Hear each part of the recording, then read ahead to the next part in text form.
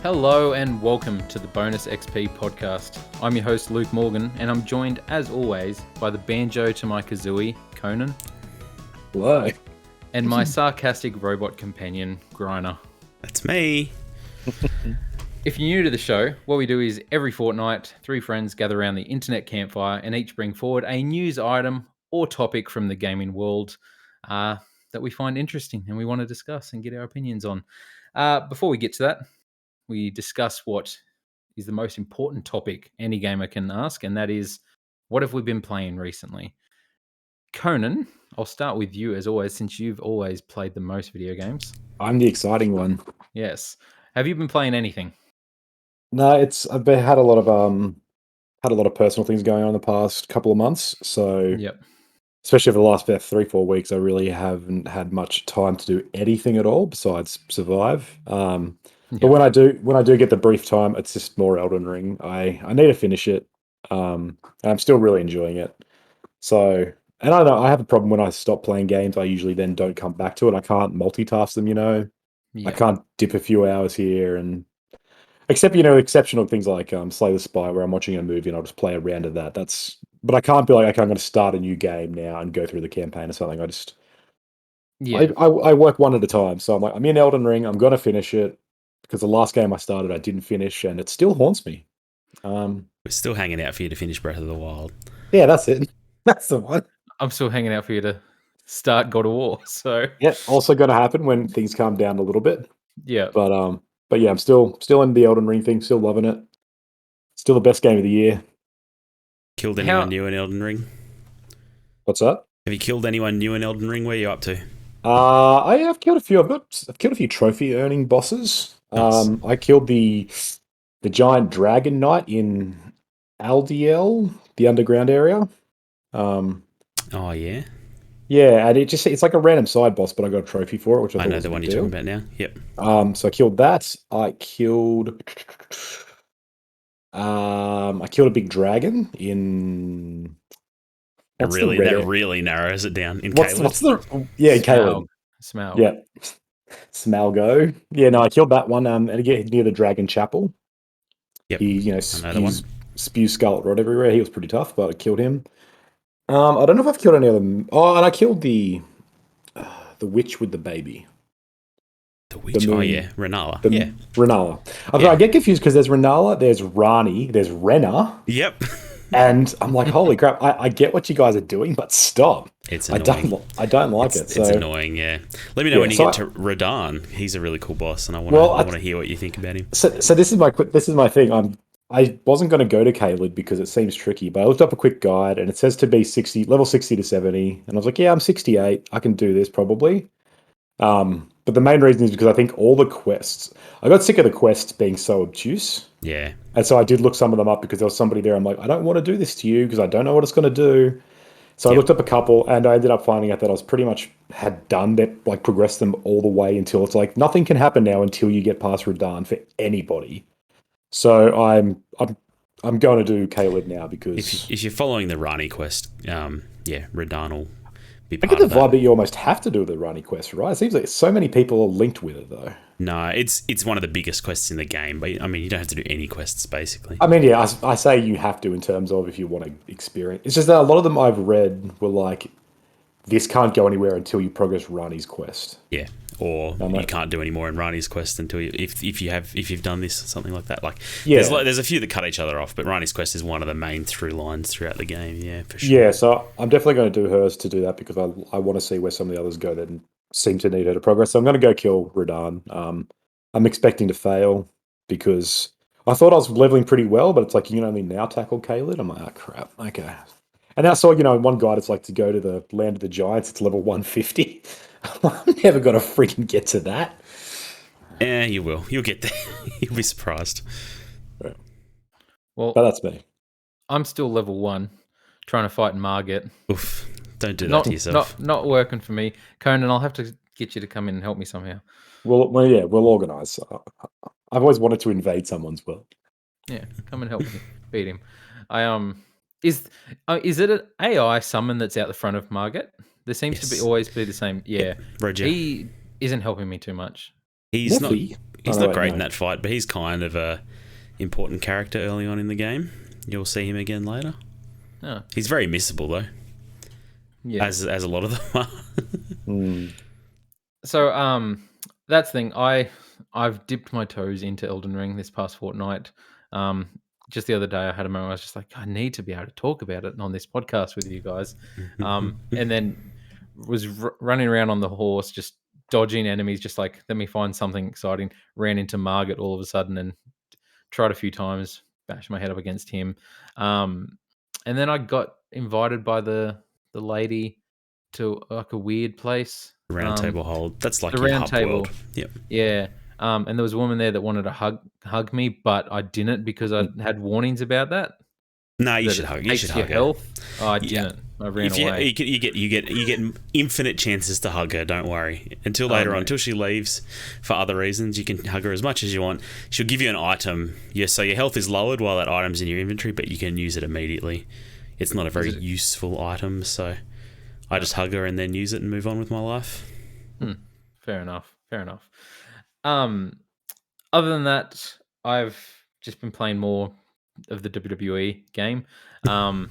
Like I've created my character and I'm playing through that, and it's been exciting to sort of my son's playing his career and playing as his character, and I started up my career and created my wrestler and was going through the storylines. And my son was quite shocked one day because it was overnight that I decided to start up the campaign and work on. And he was like, "Dad, what's the red mask mean on your character's like profile?"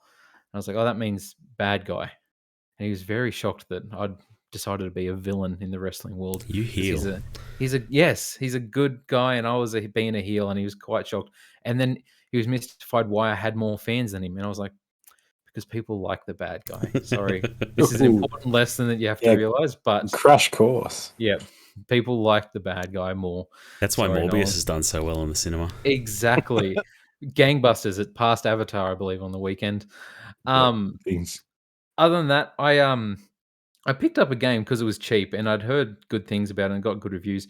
Riders Republic from Ubisoft. So I know this probably is not in your guys' wheelhouses, but it's basically a big open world game where it's extreme sports. So it's big open world where there's literally, you can join races with like 50 people, and some of them are on push bikes, some of them are on snowboards, some of them are paragliding or anything like that. It just looks like chaotic fun because it's quite a big open world, and you can just, I'll drop to the top of this snowy mountain and then snowboard all the way down, and it's like funny crashes. When you hit a tree, your dude gets ragdolled, and it's quite hilarious to like go full speed down a mountain and crash into it, ride a bicycle down a mountain and roll and do flips and watch a dude get broken in half. It's kind of funny. The funnest thing though, and what my son loves in it is like, how people have like the wing gliders when they jump off a mountain and fly, but it's just got like a rocket pack on it. So it's basically Iron Man. So you can just shoot straight up high in the sky and just fly around this big open world in that. And then all of a sudden, while you're up there, just change it to a bicycle. So he just falls from way up high on a bicycle, just pedaling, and gets demolished when he lands. It's been just dumb fun. So I've been playing that. But yeah, not too much else other than a bit of Halo as well here and there. But I think I've heard dumb fun bandied around a lot about that game. yeah, but it really is fun, and I picked it up for like $9 on a sale online, so I was Bargain. quite pumped with that because it only came out last year or the year before. So good graphics and everything, and yeah. A lot of microtransactions in that. It seems like an ad's just popping up every minute to buy these cool, kooky costumes. It's like people with big giraffe heads flying around on bicycles and like kooky unicorn outfits. Ubisoft basically. Ubisoft DLC everywhere. But Game's probably made like 50 billion already. yeah, just off giraffe just skins, through and giraffe heads. Ubisoft stuff. So, but yeah, no, good fun. I really do want to get more into Elden Ring. I did enjoy what I was playing. But I like Grind has predicted, it's not my type of game. I can't just invest myself in that world and just trudge through the depression of that world for Crazy. hours. I just want someone like you sent that video. You talking like this is making me want to buy a PlayStation just to come help you out. Oh, please do, man. I'll play it every night with you. Like Grinder sent through a video earlier. It's obviously some meme that someone has created of like Lord of the Rings. It was like Hobbiton music with Sam and Frodo running around through Elden Ring together on these adventures, and it made me like, man. See, that was why I love Bloodborne. It was me and a friend just playing through that whole campaign. Dark Souls 3 was me and my brother playing through that whole campaign and him guiding me because they were Souls experts and I'm just like the newbie and like, there's a shiny down there, go get it. Come here, watch behind you. And I was like, I'm like John Wick just reacting like, okay, step here, there's a person there. Okay, yep, cool, push him off, do that. And that's how I want to play these games, my handheld. So I just need somebody to hold my hand and that would be great. I'll get PlayStation Plus then. Yes, do it, please. They're going to raise the prices soon, man. Get on it. Yeah. We'll get into that later. Griner, what have you been playing? Forgive me, boys, for I have sinned. I relapsed this week and I played a game of Dota 2. Oh, no. Oh, no, good for you. I don't know what's wrong with me. How long has it been since your last confession? It's been, since my last game of Dota. For some reason, I did it in April last year as well. So, I don't know. There's something about the month of April that makes me want to play Dota. Easter? I don't know what it is. The resurrection of our Lord and Savior makes me want to play Dota for some reason? Maybe. Yep. Makes me want to defend some ancients. Yeah, I played a game of Dota. I don't really know why. I don't know. There just hasn't been anything, felt like there's anything great coming out in the last couple of weeks. And I was very bored going through my huge library of games that I haven't played half of, trying to figure out what I could possibly play. Played Dota. I mean, it went fine. I kind of enjoyed myself, but I felt pretty dirty afterwards. I don't think I'll play anymore. Maybe it was the character episode last fortnight. Yeah, it made me think about Axe, and I'm like, oh man, I want to play some Axe, and then I couldn't even play Axe. Anyway, that's a whole thing. Slay the Spire, man, that's a hell of a game. I was away camping, had no internet. It's such a good Android game. I just love that game so much. I don't know, it's easily one of the best roguelikes out there. Like Hades, my game of the year last year, I think Slay the Spire is better. I've definitely put more hours into Slay the Spire. I love Slay the Spire. So I thought Slay the Spire was a card game. It is a card game, but it's a roguelike card game. And it's really, it's really good. It's the kind of game you can sink like 200 hours into, and it's kind of different to being like, I sunk 200 hours into like Bloodborne or something. Or, here's a 20-hour solo game, and it's like, I put 200 hours, and that feels different to putting 200 hours into Slay the Spire for some reason. It's a great game where it's like, I've got 5 minutes to play. I'm just going to take out this room. That's all I'm going to do. I've got 2 hours to play. I'm going to do a whole run, try and work my way through this Ascension level and get to the next level of Ascension. It's a really good mobile game that way, and it works offline. Doesn't require any internet, so it was perfect for me. I was out camping with family. They're all very social. I'm not, so I played games on my phone and read books. But anyway, that was enjoyable. And then today, Rogue, I don't know if it happened today or just in the last couple of days, Rogue Legacy 2 went 1.0. So it's been in early access. It's also a roguelike.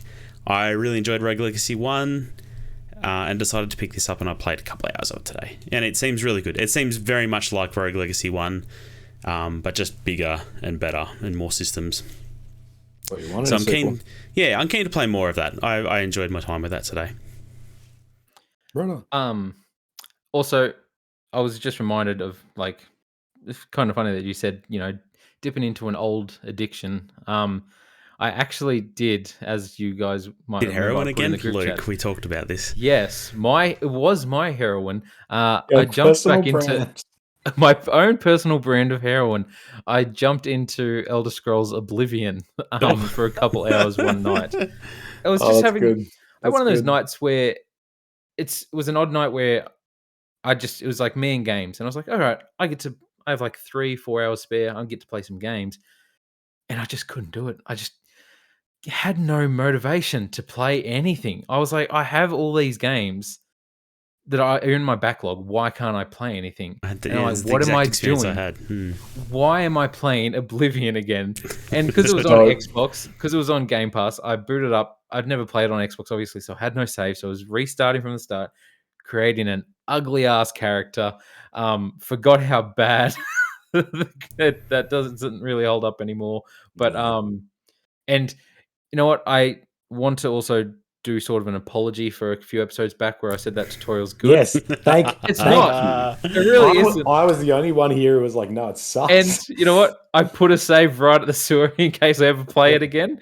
It's just so I can get there and change my character again. But that game was like in high school. I've told the story before. There's a very, very clear indication of when I started playing it because my grades like diminished. Like it is like 1-to-1. That month I started playing, boom, boom, boom, boom. Especially maths. For some reason, my grades just dropped.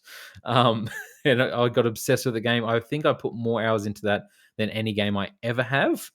And famously, like one of my friends always jokes, I have literally bought Oblivion, I think 11 or 12 times. It's just that's absurd. I had the same copy from when I was like 16, man. No, I would buy it. You know, I would go a couple months. After a year, I sold it or traded it in, and then down the line, see it on sale. I'll be like, yeah, you know, I'll jump back into that game. This is before the age of when I had digital and I bought it digitally or whatever.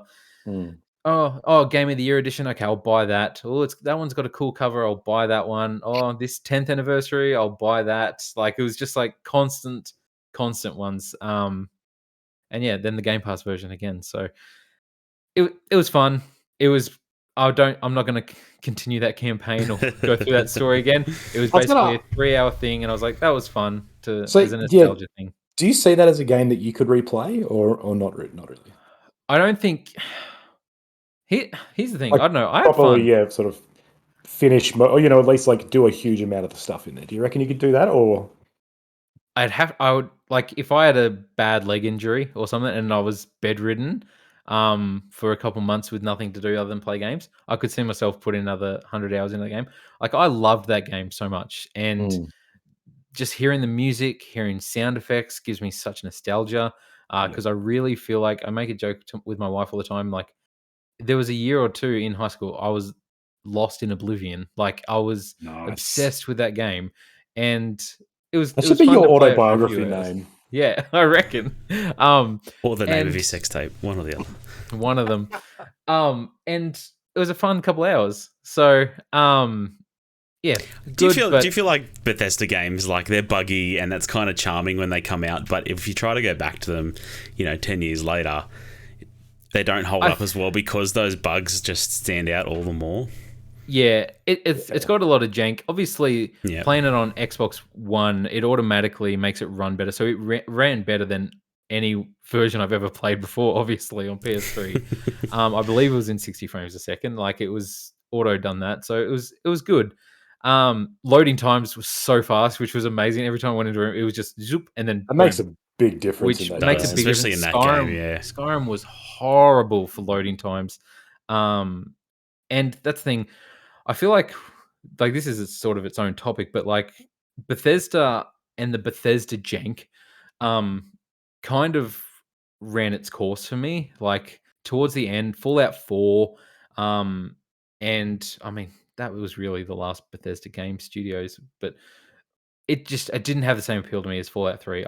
I loved Fallout 3, couldn't get into Fallout 4. I loved Oblivion, and I got super obsessed with Skyrim, but it just didn't have the same thing for me. Like 100 hours into Skyrim, while Oblivion I had put 400 hours into and could play now. Skyrim, I have no appeal to ever go back and play it again. But I wonder how much of that, because I had the same thought, and I was one of those assholes who was like, not as good as Oblivion, whilst everyone else was loving Skyrim and having a great time.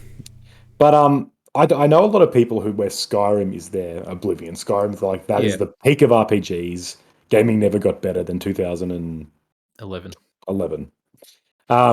And I'm like, I wonder how much of it is just a matter of like Oblivion was our first exposure. Because Grania, you played Morrowind before this, right?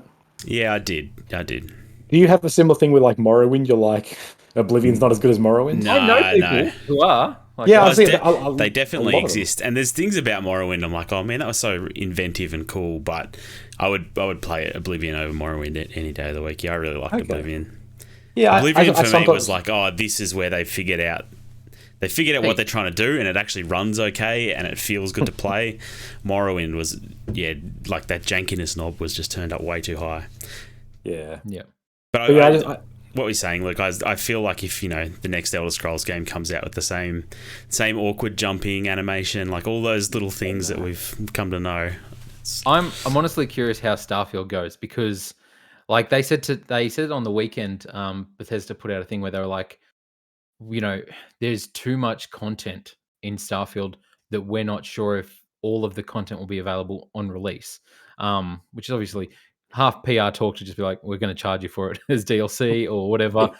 But I feel like saying that in this day and age where you have so many massive RPGs, like even just, you look 7 years ago, The Witcher 3, I feel like really sort of put in perspective of how backwards Bethesda is in that regard. Like Witcher 3 side quests are better than Elder Scrolls main quests. Like, or let's all calm down. Let's all calm down. No, but you know what I mean. Like Witcher 3 was a very much a higher standard of open world role playing game, and it looked good. I don't know when Skyrim didn't look good when it came out. Like no one was like, man, the graphics in this are amazing. They've always had bad though. They're outdated, and I feel like Starfield's going to look like an updated version of Skyrim. But in space, I don't expect it to blow me away visually. Fallout 4 didn't when it came out, and but again, I feel like we've had this conversation. We've had this conversation a million times. Those are two very different things that you want, though. If you want an RPG to this is deep in content and everything I can choose, and it looks like the best thing ever, you got to be disappointed because that's not. It's like the same with Elden Ring. Elden Ring does not look like that mind blowing a lot of ways. Some of the character faces look weird. Animations don't happen when they talk. But no one's complaining. No one except you, maybe, is complaining. Going, why doesn't this look like the best game I've ever seen? It's a new game. It's because that's not what you need in this. Yeah, and that's why Bethesda has always gotten away with it, because they've always been like, what they provide has been really good. But will they now? That's a good question, but I don't think that the concern should be, will it look like as a finely polished AAA title from and will it look like Naughty Dog cinematics or Red Dead 2 cinematics? No, and they don't need to. That's really not why anyone should come to a massive RPG. Yeah, I don't care about how it looks so much as how it plays and how it feels, because I've never felt like the Elder Scrolls games feel great, or Fallout games, to be honest. No, there's definitely always a wonkiness. It feels like you're steering a boat in a very weird sea. Yeah, absolutely. But we'll see how it goes. I don't know. There's only so much jank and bugs. I feel like bugs and all that sort of stuff don't have the same. Oh, it's fine. That's Bethesda anymore as it used to back in the day. It'll be interesting to see when it comes out. I don't know. Where are we as a public at on Cyberpunk? Have we forgiven them yet, or do we still hate them? It's definitely a burnt bridge, I feel like. Yeah, in my journey through my Steam library, I highlighted Cyberpunk, and I looked at the reviews, and people are like, 2.5, this is the game that you wanted it to be. Patch 2.5 fixed it, and I'm like, should I install Cyberpunk? I didn't do it, but I might. That's what I'm wondering. What?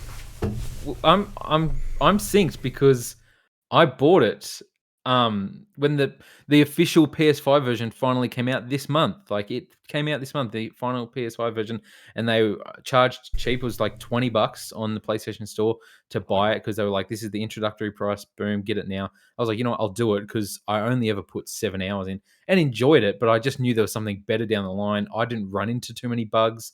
I just knew that there was a better version made for the console I'm playing on. So I waited, and now it's lost all of its appeal, but it is sitting there, and there is a part of me that it's still fresh to me. I don't know anything that happens in it.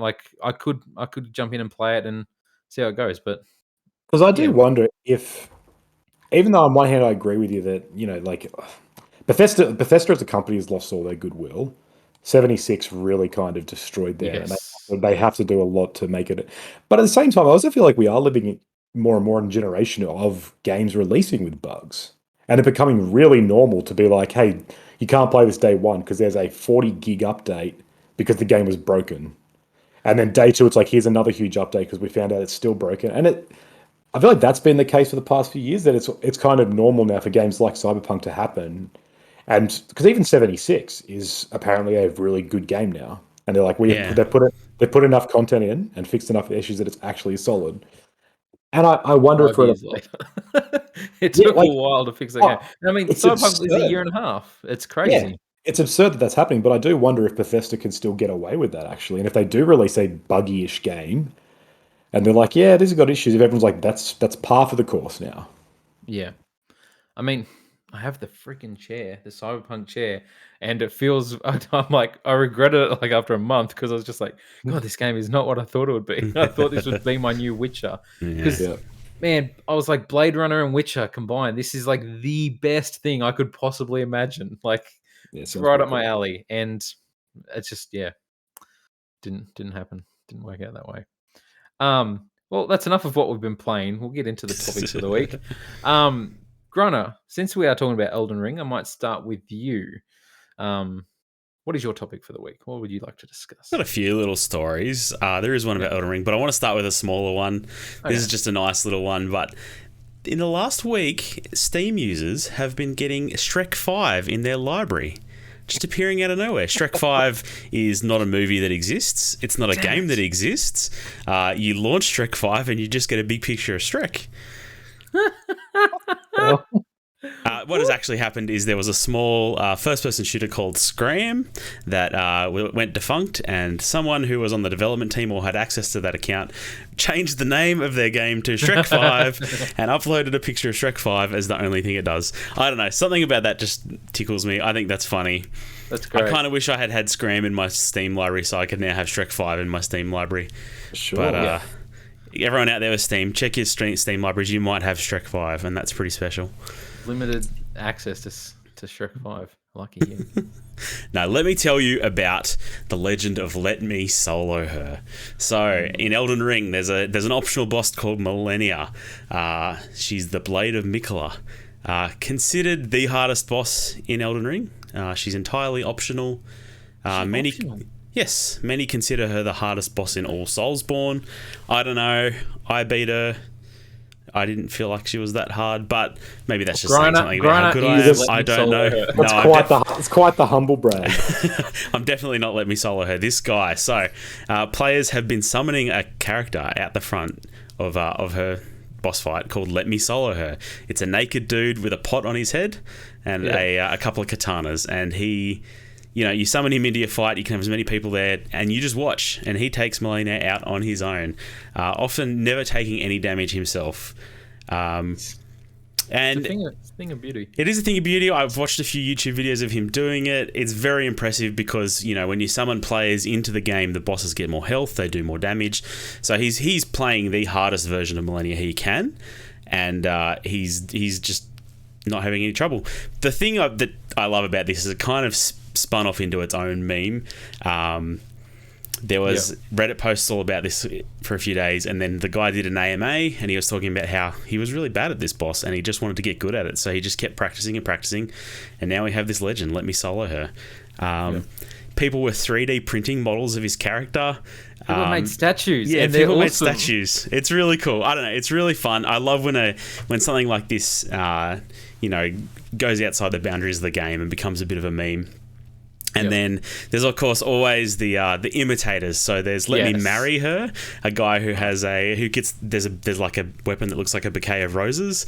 So you summon him in and it's just Let Me Marry Her. There's also Let Me Solo Myself, where he kills himself with abilities while you watch. That's pretty fun too.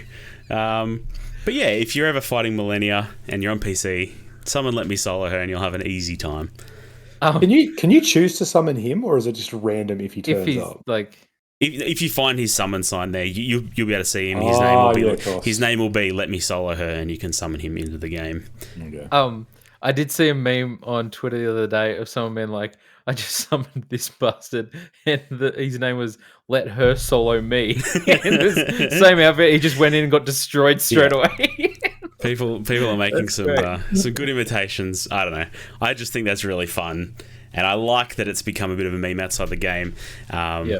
Have you guys ever, I don't know, I had a few other examples of games that, went outside their boundaries. Like we were talking about it last week, people were talking about, The Cake is a Lie, Would You Kindly. In World of Warcraft back in the day, opposing factions couldn't talk to each other. It would jumble up the characters. But everybody quickly figured out if you're on the Horde side and you type in LOL lol, Yeah, I remember this. it translates to Kek, K-E-K, for the Alliance. So if you see Kek now, Kek W is a very common emote in Twitch. That all started because of a World of Warcraft translation between the two factions. It's very common on 4chan now too. Yeah, Keck still. I still see that around sometimes. It's it's weird to kind of think of that as a meme. Like, you sort of think of memes just as pictures, right? And like someone shares a dumb mashup or something. But yeah, that was a meme really, because it was just a weird inside joke that got shared around a lot. Yeah. See, I know it's not sort of similar. This is like the early days of meme, and it's kind of funny. It relates back to Oblivion. I know, like all throughout high school, me and one of my mates would just constantly joke saying, "Stop right there, criminal scum." Like it just became such a thing. Like from Oblivion, we were just like quoting these awful voice actors. And yeah, it was just part of our daily dialogue if we were talking to each other. People still do like the Oblivion NPC meme, right? Where they like stare straight into the camera and just speak straight at you. I love those videos. They're so funny though. Like people on YouTube just doing it. It's just like, it's so perfect. The way they eat as well, just like and like stand up and like. But dude who made a whole series of videos for this, right? And then he ended up getting arrested for something. But yeah, wasn't it something really serious? Like he killed somebody. Yeah. I think he killed his wife, and it's really dark. The videos he made were funny. Anyway. I'm still waiting a whole for his other videos discussion of about the Dark Brotherhood storyline now. Yeah, for the reveal. Yeah. Another one that I thought of to link to my next story is teabagging in Halo. I don't know why that's just carried over to every Halo game. It's carried into other games, but I feel like that started in Halo. I was listening to another podcast the other day, and they were talking. They were these two guys explaining to each other what teabagging is, because they were like, my kids doing. Oh, it was the Always Sunny podcast, and they were like, my kids were teabagging, and they're like, what? I was like, what are they doing? And they're like, oh, you teabag on Fortnite, and I was like, I was there at the beginning of this trend. Right? I feel like that was the first video game like trend that people like came from online games into the real world. I know people in school would teabag each other because they were, in fights they'd knock the other person out and start teabagging. They're like, oh man, this is brutal. You'd get arrested these days for that. Yeah. But see, wasn't the thing with Halo is because like there was ragdoll physics, so the body would like react to it, wouldn't it? It would move, and the body would react to it, and there was a bit of an animation to the crouch. It wasn't like you just popped straight down, like you would bob up and down. Yep. And these were things that weren't always common in online games back in those days. Especially, and the camera lingered there for like a few seconds while you respawned. Yes, so it's like, so you couldn't do anything but watch as you were teabagged, as your body was defiled. Anyway, speaking of Halo Infinite, I think we all kind of love the multiplayer in Halo Infinite, right? Yes. So they just, I don't know, was it just today or just a few days ago, released their roadmap for Season 2. Finally, we're at Season 2, boys. What was it, like 6-7 months since the game was released? Yeah. And we get another really long season till November 7th. This goes. Really? That's a long season. From May 3rd till November 7th. So, what is that, like 7 months, something like that? I'm gonna 6 months. Slow my son's intake down so he doesn't get bored that quickly. So it's another really long battle pass. Fortnite, I think their battle passes last like 8 weeks, 12 weeks. That seems to be pretty common in most games. They're turning over their content in the space of a couple of months, giving people new stuff to grind out and experience. But Halo Infinite, 6 months you've got for playing the same content. Guess how many maps we get for the next 6 months? 3. I don't. Two new maps with this season is what you get for the next 6 months. In a game that has a huge backlog of maps, like.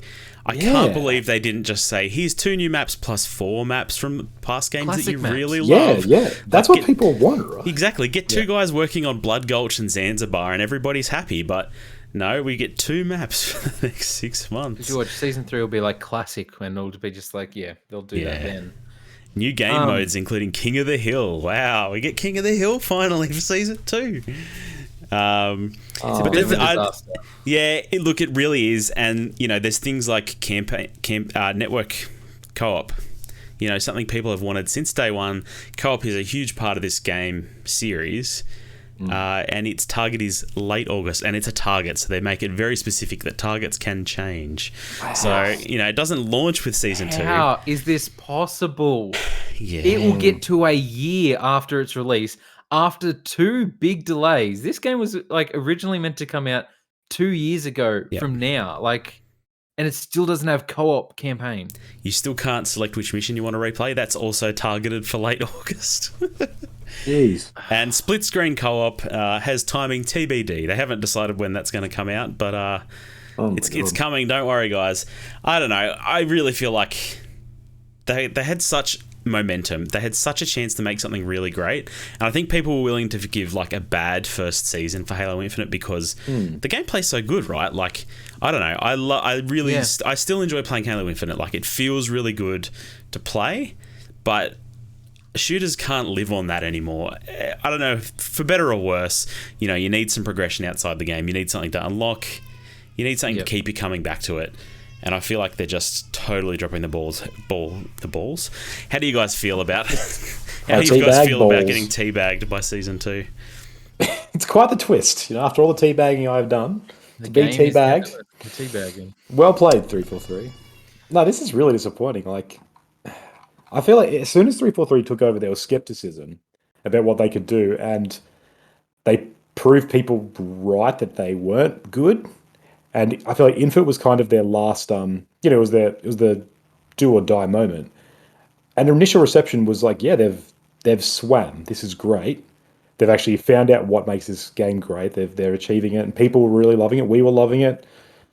But this is, it kind of feels a bit like we're watching the train, the wheels fly off and the train crash in slow motion, right? Where they're like, we've done something great, and like, okay, well, how do we just keep doing this without knowing really what they should be doing? It's you know, like when you see something change, it's like they're going for something and then they find something else that works. So that's what the company devotes itself to. And, you know, like you get an electronics company that becomes a car company because that's their best selling thing. Like EB Games in this country was, you know, it was originally like just sold calculators and stuff. And they just moved into games because that's what sold. It's like, you know, I'm sure the electronics fans were really upset they got out of that market.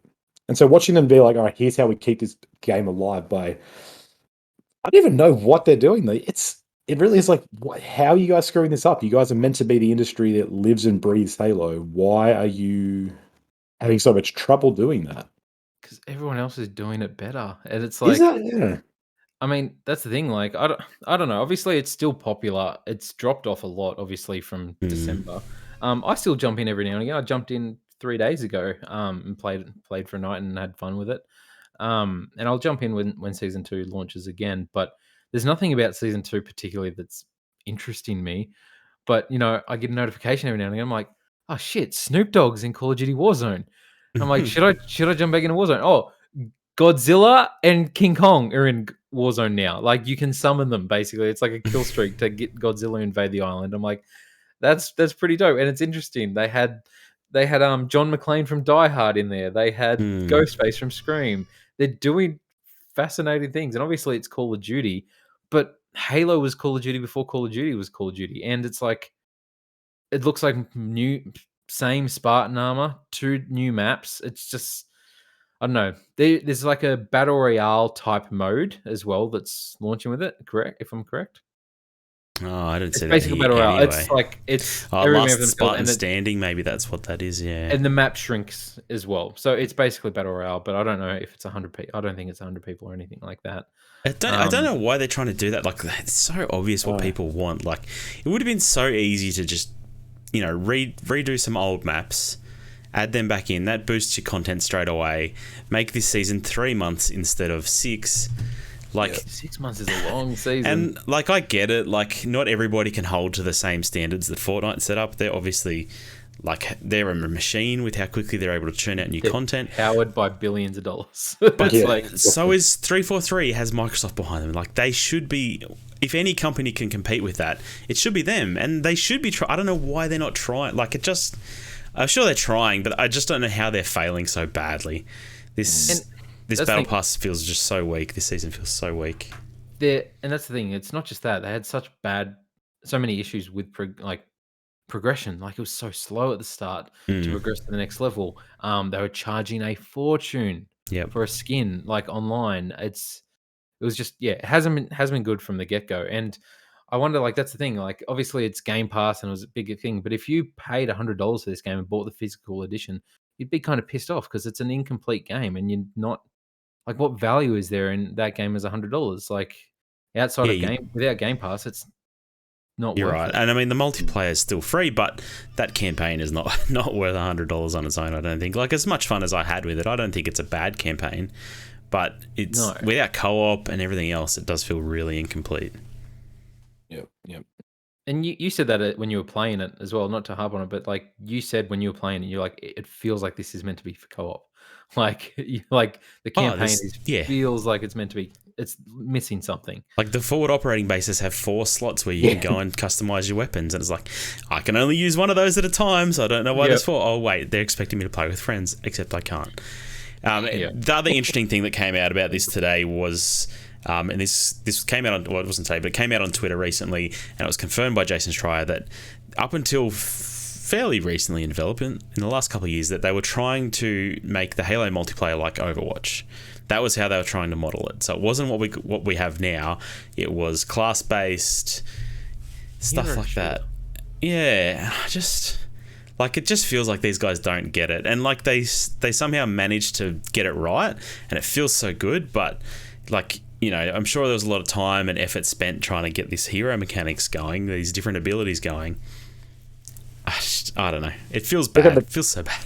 Do you reckon there's like a whole half-built game somewhere that's just been abandoned, and that's what's there'd be a lot of concepts, I'm sure, if not half-built mechanics. Yeah, it just screams like, because it was in developmental hell for ages and getting delayed and delayed. Then they kept just trying to go with the trends, like, oh, Battle Royale, oh, Overwatch, no, this. Just do Halo. Like, that's what Halo fans want. And there's a lot of Halo fans somehow, out there. by some miracle, that's what we got, and it feels so good, and they still can't capitalize on it. It's just by being so bare to the bones, right? They're like, they've got a skeleton. They're like, we'll just put that out. And it's like, that's it. That's the Halo DNA. Yeah, we like that skeleton. They're like, oh no, but there's flesh to go in here. It's like, no, we're cool. Just I don't know, polish the bones maybe. Yeah, like, because you can see that as the games progress, right? That gradual change into a class base where you pick your loadout, and it's like, I'm gonna have sprint, and I'm gonna have a battle rifle as my starting weapon, whereas in this other one I'm gonna have different guns and a different power. And I know I always disliked that, because I think back, I'm like, I like Halo, the fact that it is just a flat universal surface. You all start off with the same things. And so, yeah, I feel like for the longest time, I think even before they took over, Halo was trying to hint at that and be like, maybe we can do a bit of that. Well, I think from memory, in Reach, you would pick like the ability that you're taking in Reach combat. Multiplayer was like that, yeah. And I don't know, I guess a lot of people do like that. And so I wonder if it's that kind of thing where people sort of like, yeah, we like that idea, and they're like, oh, well, if you like that idea, then let's lean into that. But it works just as a touch on the feature. It's like, here's a game with that, but you can also just do this slight thing, not an Overwatch style where it's like, no, we've actually built this into the very fabric of it. Yeah. It's weird because there's a space for this in the shooting realm. Like, we have other games that are doing it better. Why try to do what everything else is doing already? It's like that makes no sense. Stick with what you are unique at. There's no other Halo, and we've seen that very much. There is all these other games. So let Halo be Halo. I don't know why you would tamper it, but I don't know. I guess that old model doesn't speak, right? Like, Fortnite's model speaks. Trying to follow money. Yeah. That's what it is. The kids, the youth of today. They're ruining our video games. That's right. for us 30-year-olds. Well, whilst we're on the topic of Game Pass and buying games and feeling ripped off or anything like that, it seems like PlayStation have announced, basically, or it's been revealed. So PlayStation Plus will now, starting, I believe, in July or maybe later this year, they're going to start forcing that any game that costs more than $34, I believe, which I think is American, so maybe say $50 Australian or whatever, needs to have a free 2-hour trial on the PlayStation Network. Basically, this is something that a lot of people sort of started outcrying about, being like, oh, this is unfortunate for devs that they now have to create these 2-hour demos or trials. Apparently, it'll be handled by PlayStation themselves. They'll obviously seek permission of, what can we do? Just the first 2 hours? Or I believe it is just the first 2 hours. It's not going to be like a slither of a game. It's literally just going to be the first 2 hours of games that cost more than $50 to offer a demo. This could be in response to, obviously, I think PlayStation have a really bad refund policy, and people can't get refunds for stuff when they've played it for an hour. And this might be a way, and obviously a lot of other places have done it. I think Steam does something like this, or I was going to say, I don't understand why they don't just do the Steam model where if you play a game for less than 2 hours, you can have it refunded, no questions asked. Yeah, so that's the thing, and obviously it can be exploited from people. Someone could finish Journey in 2 hours technically and get a refund for it, but hey, Journey's like $12. So good on you, whatever. Yeah, that ruined that guy's game, right? So there was that experience where a guy's game was less than 2 hours, but in this case where it's over a certain amount of money, that game would not be applicable anyway. Yep. You would think. So first of all, like, what's your guys' opinions on this? Obviously, there's some games that are shorter. There are a lot of people joking that, like, Sifu's like 4 or 5 hours. And it's more than $50. This is technically half of that game. But if that's good, you get more people buying the game. Like, I don't know, and I feel like it's a good move for consumers, no matter what. Like, to have demos aren't a thing, I feel like, anymore on the PlayStation Store or Xbox Store, and to have these trials for games where it's basically like, oh, well, now you can pay the price to unlock the rest of the game and continue your journey. You keep your save and everything like that. It's not like you have to do the first 2 hours again. It's just a trial and be like, yeah, no, this is good. I'll try this out. I think will help a lot of people and probably help PlayStation avoid all the hassles that they're doing with trying to deflect people's refunds and all that sort of stuff. But what's your thoughts on it, Conan? Yeah, remember back in the day when you used to buy like Xbox magazine and you get like 20 games to play? Demos. It was awesome. That's so good. I remember like playing what was it? Teofing. Those demos. Yeah, Teofing Fist of the Lotus, and you could play 2 matches with 2 characters, and I was like, that made me buy a $110 game back in like 2005 money. But like I wouldn't have touched it otherwise because I was like, that's too big. But that game was awesome. So I think I like the idea. It's got to be carefully done, of course, to avoid this thing where this game is 4 hours long. Well, a game is 2 hours long essentially, or you can break it somehow and you'd be like, oh, I did it, cool, I don't need it anymore. But then the argument should be don't charge over $50 for a 2 hour game. Yeah. Well, yeah, that's an interesting dilemma though, right? Like if the game is so good, then it's like that's the best 2 hours. The best 2 hours. Like Journey is the kind of thing that, even though I didn't pay for it, but like I'm paying $40, $50 for that and being like, that was 2 hours and I'm very happy that I spent. Yeah. I'd be like, I'm glad I did that. I don't like returning games. I hate the idea of returning games when I finish them and just being like, I don't need this anymore. I want my money back. Yeah. So as long as, I think it seems good. It seems like they do have, a pretty rudimentary but somewhat effective fail-safe, right? Be like, it's got to be above this price, so it's not going to screw out the indie guys. Yeah, exactly. And there definitely has been, I think, at least for me getting older, I am more aware of my money, right? And I'm more like, look, I don't want to be spending $100 on a game that's 6 hours long and pretty mediocre, and then I finish it, and they're like, oh, you finished the game. I'm like, yeah, but it's because you didn't give me enough. Like, it's not really like I loved it that much. I was just getting into it, and then you're like, that's all we've done. Yeah. So it is nice to be like, yeah, it will potentially force game design to be like, okay, we have to actually make this solid rather than just... That's the thing. Do people start making their first 2 hours super entertaining in the years to come? Like, it's like, man, this game really drops off after 2 hours. I can't imagine everyone changing their game design for PlayStations. No. But yeah, you're right. That is an interesting conundrum that could come from it, right? Like, someone purposely just makes an awesome 2 hour game followed by just crap for 4 hours, and they're just like, man, we're gonna get so many people. They charge $120 for it. Yep. Grinder, what's your opinion? Yeah, I mean, like you say, it's pro-consumer, which is good. I'm pro-consumer. As a consumer, I'm pro-consumer. But I do feel like this is just in place of them having a good refund policy, which I think would be even more pro-consumer. Yeah. I think that would be the better way to go. I think Steam's is good. Obviously there's that case where there's a game that's short. Like there's definitely not. It's not perfect. Nothing ever is though. No. But yeah, the fact that PlayStation's refund policy is so pathetic. It's really bad. It's pretty sad. Yeah, definitely. And that's the thing. Like, I 100% would have used this in the past for certain things, and it would have swayed me off buying the game. Like, even though it's a great game, I know it's not for me. Like Returnal, it's just not. And I would have played 2 hours of it and been like, yeah, I'm not good at this game. It's not for me right now. I won't buy it because PS5 games are so expensive. To play that and learn that, it was $119. Like it's too much money, Yeah.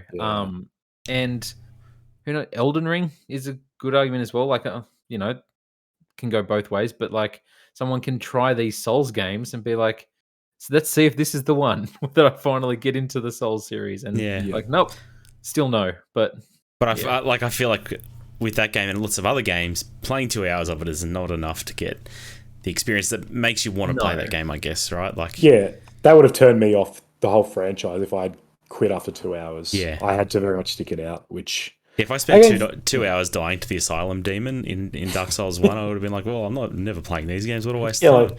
This game's broken. So yeah. So a better refund policy would just make sense, yes. Because that's the thing. I mean, obviously, I think a better refund policy would be the best outcome for anything. But do you think this has an impact on game sales for certain developers? Like, let's say, like the next Dark Souls, not the next Dark Souls game, but like the next, revolutionary series or something like that, has people giving up an hour or two into it and be like, no, this game's not for me because they don't give it that time and no one experiences it. Obviously, reviewers will still praise it and be like, no, you got to get this through. But if people have played 2 hours and they quit and they don't have the thing of, I paid money for this, let's see if I get it. Oh, okay, now it's clicked for me. Does this have an impact? Here's a revolutionary idea, and hear me out. What if you could pay a monthly fee and you got all those games as part of that monthly fee? So you could try them out, whether you like them or not, the developer gets paid, you get to try these games, you can play them for as long as you like. I don't know, could be a cool idea. I don't like it, and here's why. Because in 50 years, that company owns the entire Western Hemisphere. Yes. That's going to happen anyway, though. And we no longer live in some sort of country. We live in the Microsoft part of the world. And we are paid in micro-bucks. Yeah. Which is worth less than Shroot bucks, so it's just not worth it. Just barely. One other thing I'll just quickly get your opinions on, because it's sort of similar with this whole talk about PlayStation Plus and cheaper tiers and more expensive tiers. Advertising in video games. Obviously, Netflix seems to be also experimenting with this whole idea of having a cheaper subscription model with ads playing through TV shows. There is talks, and I know Sony has done a patent on ads in video games. I think we discussed it on one of our first episodes.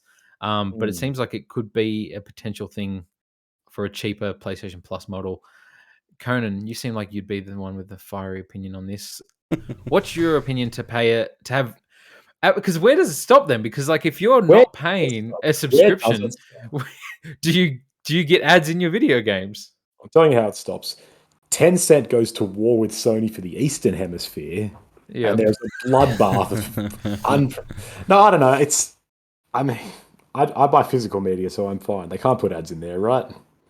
They probably can. Would you prefer to have a blank square where there should be an ad? So you're running around the world and there's just like a very clear, out of place, white blank square where there should have been a billboard for a real product. What in what game is this? Like in Elden Ring, there's a random billboard for Red Bull. I'm like, I'd love to see a Coca-Cola. It makes sense in Spider-Man. I'm thinking of Spider-Man. I'm thinking of racing games. They have advertisement. That's part of that experience as well. It's like when you see the racing, you see KFC on a billboard. See, here's the thing. That sort of subliminal, what do you call it? Like product placement. More so, what if you're playing Elden Ring and it literally stops and it's like it That's buffers and a 30-second video plays with They like an would ad? never ever do that. Never that's what ever I'm. in a million That's what I'm years. imagining. It's like a YouTube ad. that Yeah, picture a YouTube ad. What if we Ooh. get, because that's what obviously I think is going to happen with Netflix. That's the Netflix thing. Obviously, with a TV show, I think you'll have literal ads as if you did Oh. on free to air TV. Yeah, I don't know because like Prime Video already has ads at the beginning of an episode if you go to the next thing, Yeah. and you can just skip them though. But that's also weird because I'm like, this is a paid service. Why are there ads here?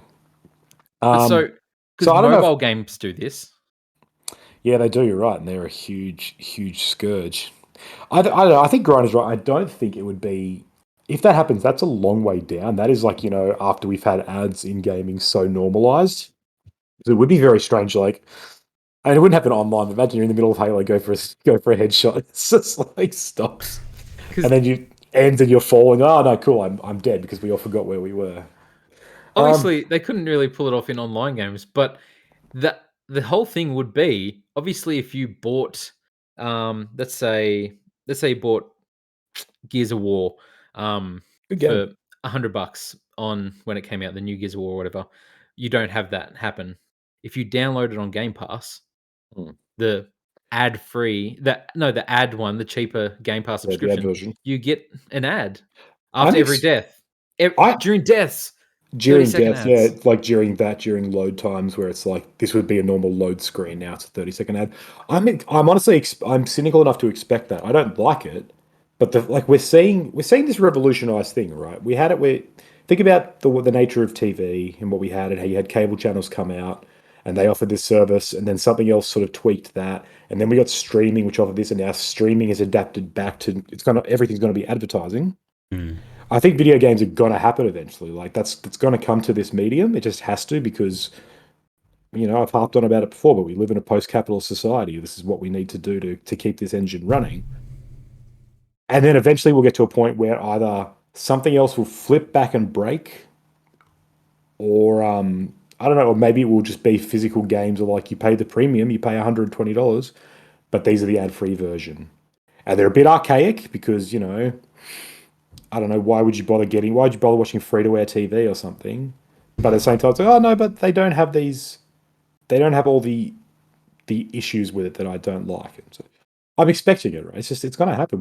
We can't have the beautiful, unadulterated video game landscape that we've had forever. It's going to have to change. Back in the day, you had to put quarters into a machine to play games. Mm.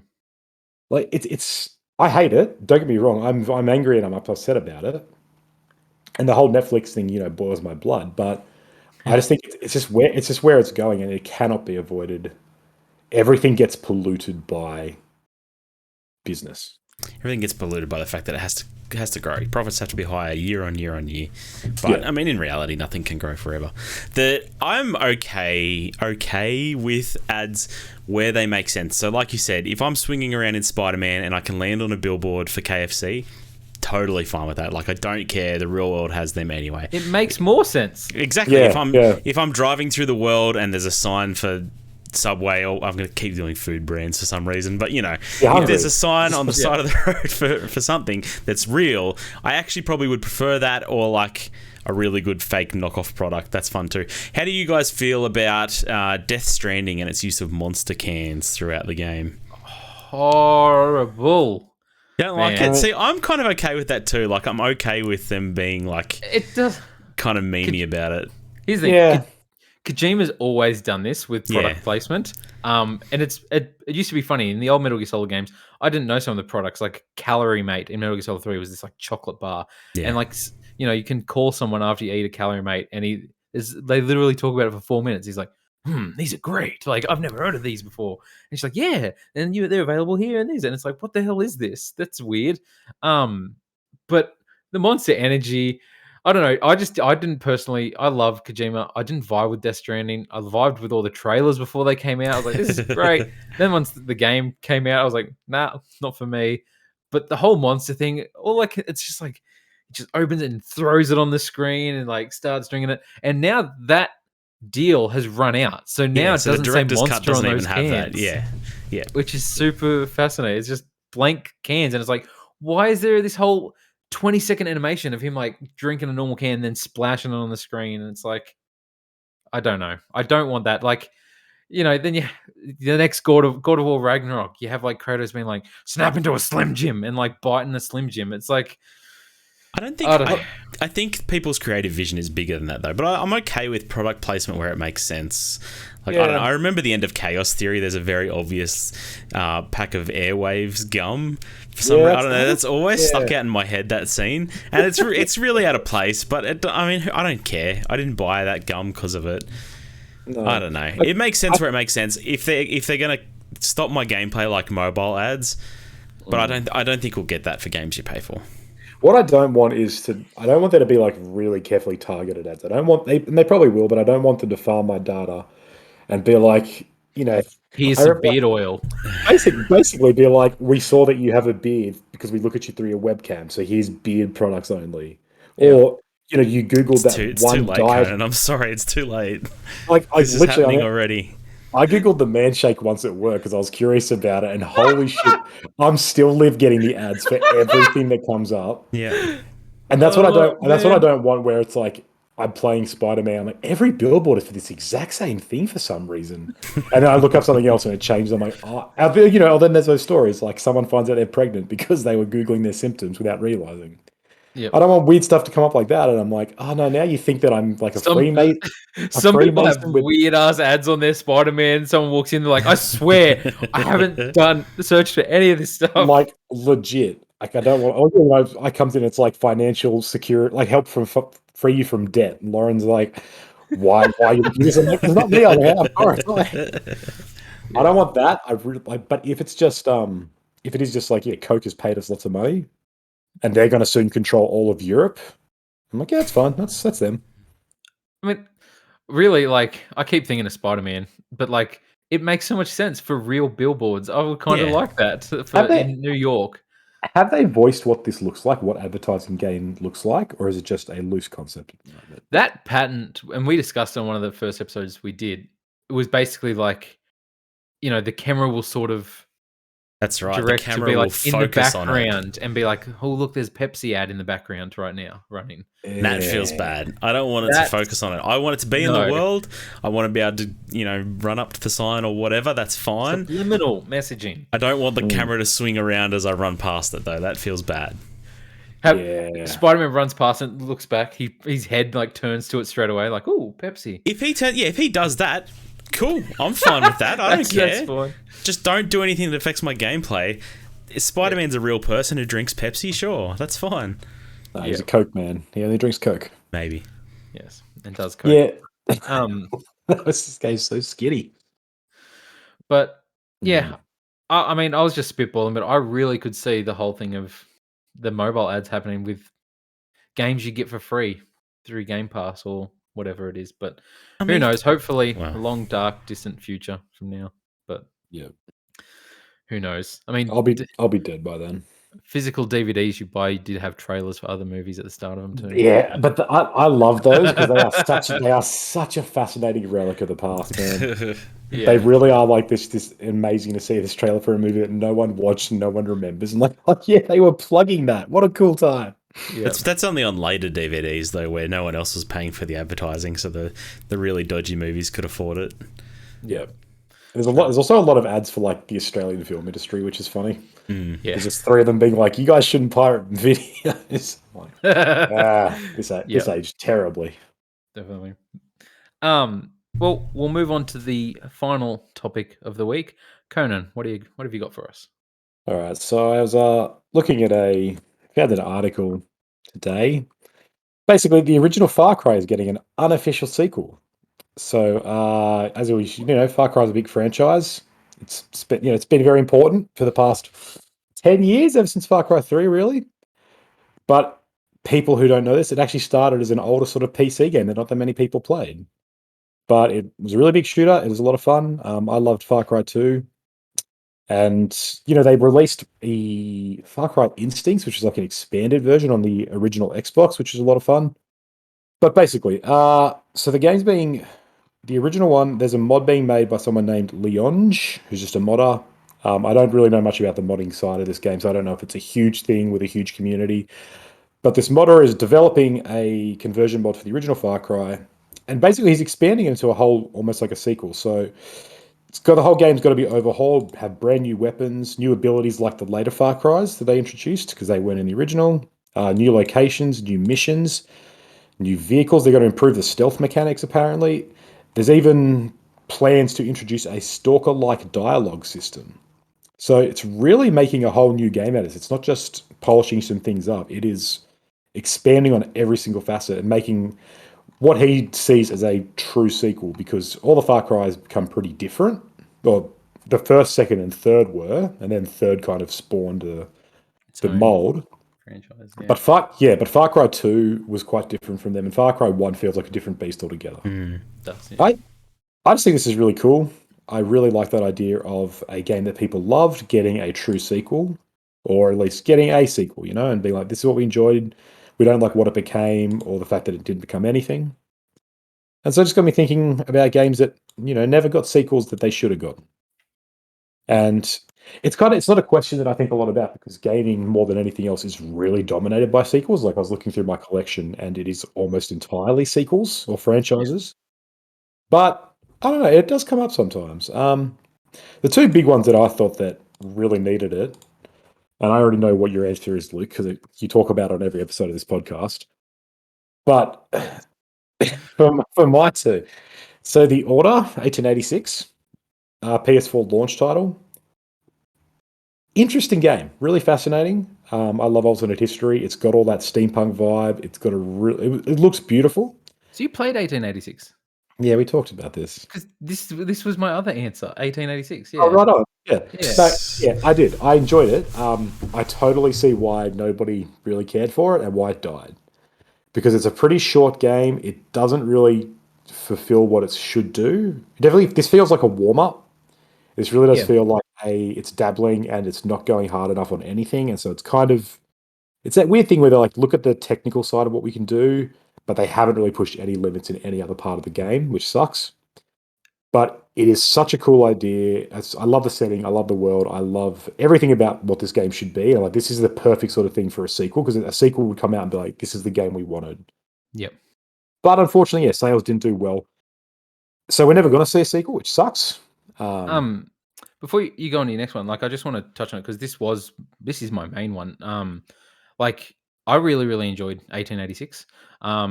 I believe it was unfairly criticized for its length. Like it was 6 to 8 hours, which obviously for a full price game isn't good. If it wasn't full priced, I think a lot of the backlash wouldn't have been there. Yeah. I love that length. Like I love it was a single player game. Just to give me an 8 hour, it was very linear. It's old school, and Yeah. I found the world so fascinating. It's graphically still holds up today. It's such It's amazing. such good graphics, and that's the problem is they focus so much on the tech of how good this looks that the shooting feels very basic. Like it's all very basic mechanic wise. Like exactly right. If an AI created a third person shooter, it's this. It's a pretty common problem with launch titles. I remember like Perfect Dark Zero had a similar thing where it was all about showcasing the power of the Xbox 360, and the game itself was pretty bad. And that's what I feel this is. This is purely showing how good it can look. Yeah. And because some of the guns you get are just designed to look incredibly interesting. Yeah. And it's like, look how cool everything is. But yeah, the game itself's pretty flat, which is a huge issue. But like I really enjoyed the characters and the world that they created in this. I was so on board for an 1887. Like I really, really wanted a sequel. When I finished that game, I was like, God, I hope we get a sequel. It was their first AAA game. Really? And that's the thing. They did a good job. They did a good job. And they aren't a Sony studio anymore. They eventually started working on a bunch of games in collaboration with GameStop, like little indie games, which is unfortunate. But like, them characters were cool. I loved what they did with like the aspect ratio, where it was very, 16:9. Like they had the black bars on there. It was very cinematic presented. But yeah, I feel like unlike movies, sequels for games are almost always better because it's what they wanted to achieve. And the fact that we'll never get that really sucks for 1886 because I feel like it could have set off its own franchise from there, and they had enough to be a really interesting franchise. Yeah, no, I agree. Granted, you didn't play this game, did you? No. That's okay. You don't really need to. I don't know if So I hear. My other one was Tenchu. So I'm a huge Tenchu fan. I've only played 2 of the games, so I'm not like there from the beginning, but I loved it was called Wrath of Heaven / Return from Darkness, depending on which console you played it on. But it was really, really good. Just a really solid stealth game.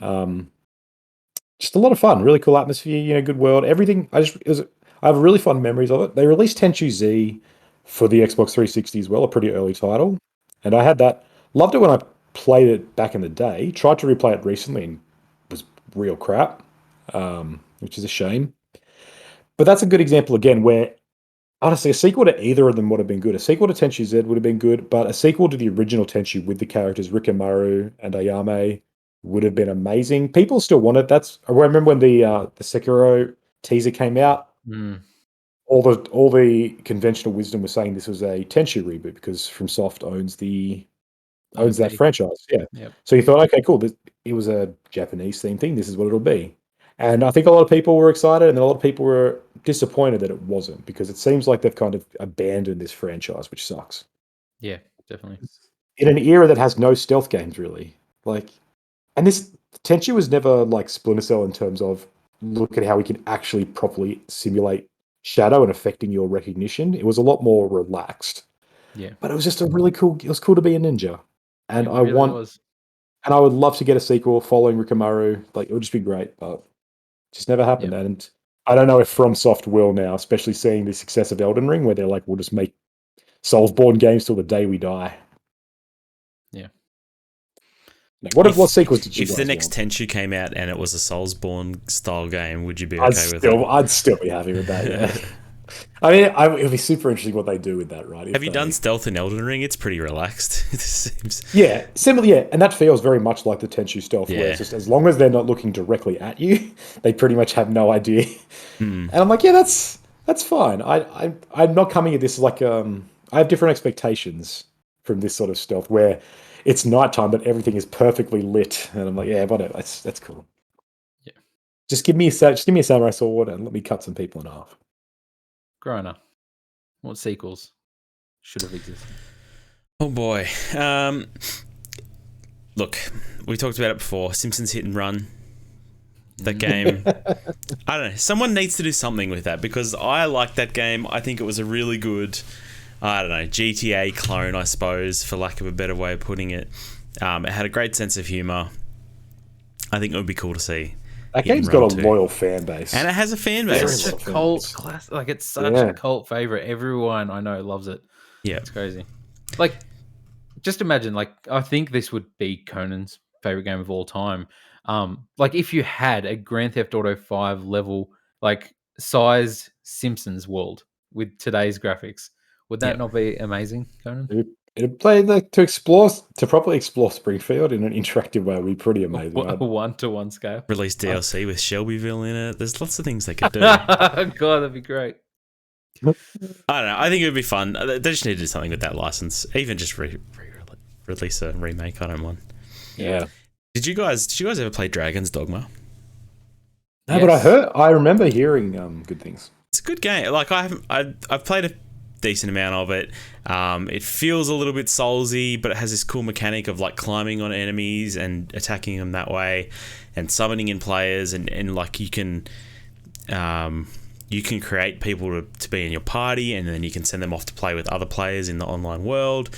And it's never sort of done anything since. I don't know. It was just that it was a unique Japanese style open world RPG. And I think it's been overshadowed by the Souls games, but I think it has a place because it is different.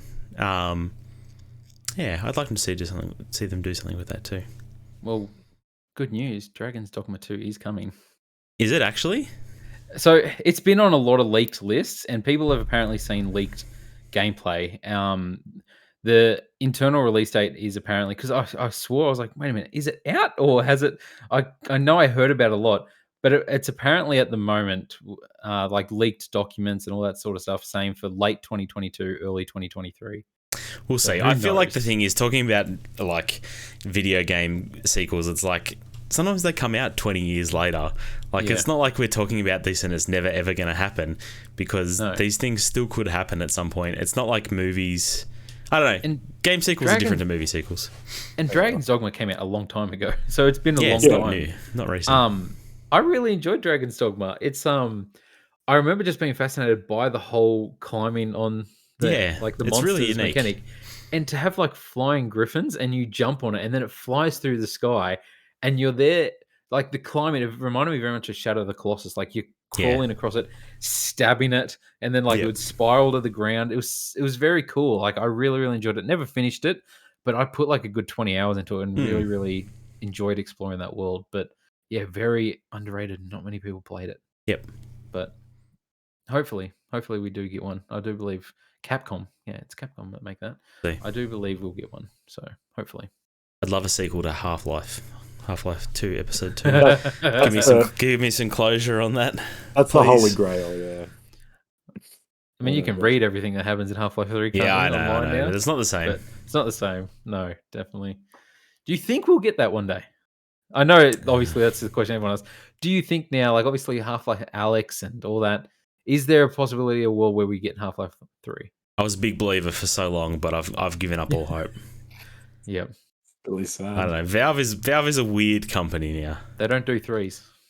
They don't do threes. I don't know. They're making hardware. I don't know. Steam Deck. Anyway. But, yeah. Is that all for your wish list? Yeah, I couldn't think of anything else. Yeah. So I won't go too much in. Obviously, Order 1887 was one of the top ones on my list. I can't talk about this topic without talking about Days There Gone. There it is. Called it. Now. The fortnightly mention of Days Gone on this podcast will continue. That game had a secret ending if you did all like these optional objectives that had a massive twist at the end that set up the sequel, and we're never going to get it. And it really sucks because I found it really fascinating, the story, and I did enjoy the characters. And yeah, it just sucks because we've gone over it. Check out our Days Gone 2 episode where it sold well. You've literally talked and it about was this hated game on any more than video. any episode other. is that? Every episode is about Days Yeah. Gone. But like that's the thing. It's a damn shame because it really should have gotten a sequel at least to try and captivate on what they wanted to do with the first one. A couple other honorable mentions. Conan. I don't know if you'll be with me on this, but I'm assuming you would have played this. Enslaved Odyssey to the West. Do you remember this game? Wait, like Abe's Odyssey? No, Enslaved. No, It's by different, Ninja yeah. Theory. Slaved Odyssey of the West? No. No, oh really? I thought this was a Conan game. Well, I remember this cover. Yeah, okay. I didn't play Awesome. this game though. Awesome game. So this was Ninja Theory before they became popular and bought by Xbox and all that sort of stuff. Super, like really, really good, fun game. It's a 8 to 10 hour linear sort of